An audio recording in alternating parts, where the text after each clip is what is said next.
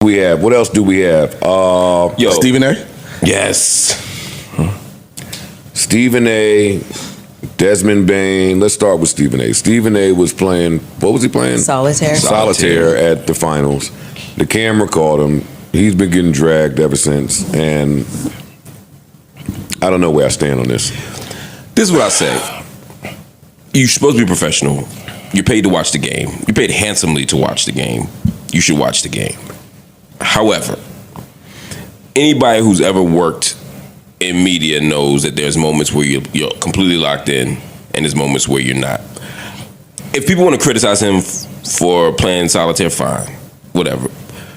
But I don't want people to believe that he's doing something that's so far out of the realm of normal that we start to think that he's somehow a bad broadcaster and everybody else is a good broadcaster. I don't know any broadcaster who doesn't do that. I know people, we're watching breaking news on elections, we're watching breaking news on a bombing, a school shooting, whatever.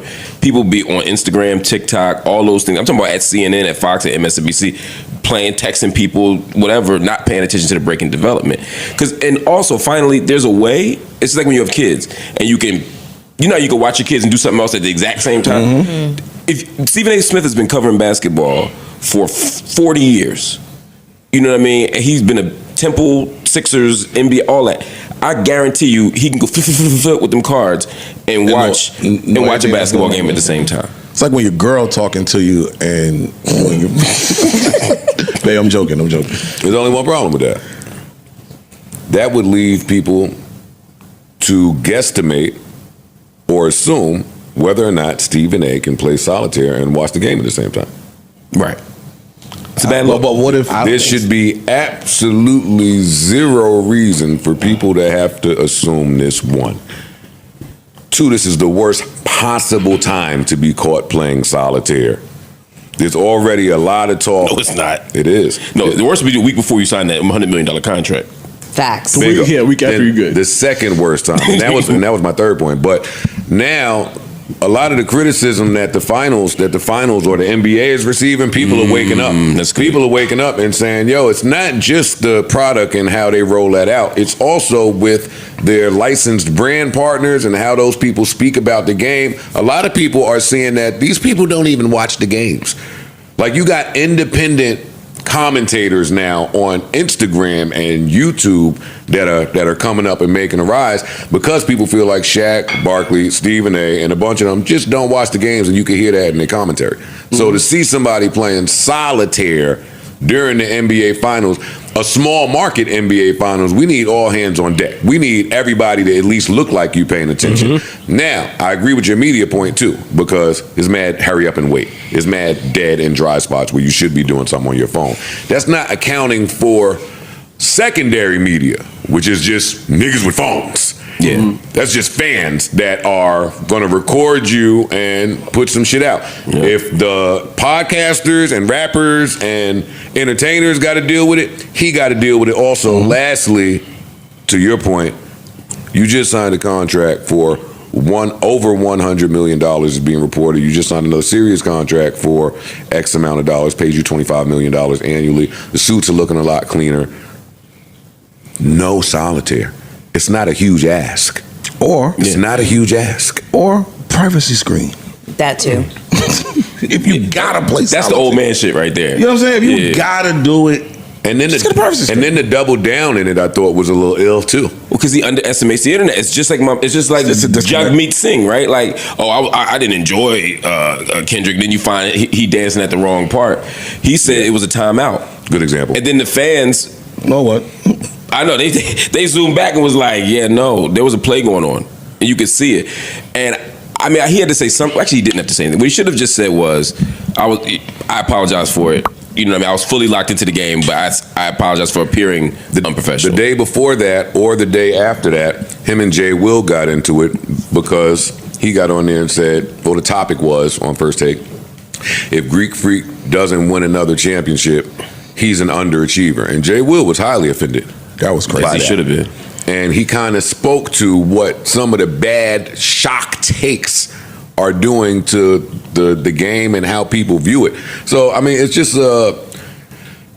incidents in a row where it's like, not the time when we're on our biggest stage. They just brought back player introductions. Mm-hmm. Yeah. You see them trying to fucking self-impose trophies on the, like, they trying in real time. Mm-hmm. We don't need our biggest and most recognizable commentator playing something. How does that make you feel? How does that make you feel when you point something out like that out and then they change in real time? Well, I'm not taking credit for that. I think a lot of people did that. A lot of people said. Well, I didn't hear. I don't watch sports. I heard you say it, but I didn't know that a lot of people saying that. I said it, and I think that a lot of niggas listen to me. But a lot of people said that the way that you're presenting this, damn, this fucked up now. Know what I took? They picked the wrong commentators for the game. Like, I think they picked it's Mike Breen, Doris, and Richard Jefferson. Mm. They don't do it.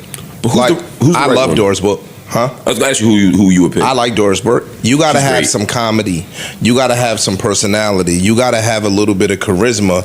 Like, remember Mark Jackson and Jeff Van Gundy.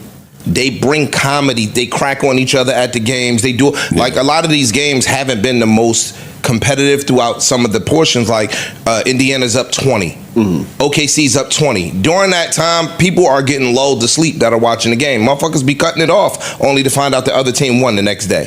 Right? You need dialogue. You need commentary to engage the watchers and the listeners, and they are not getting it done.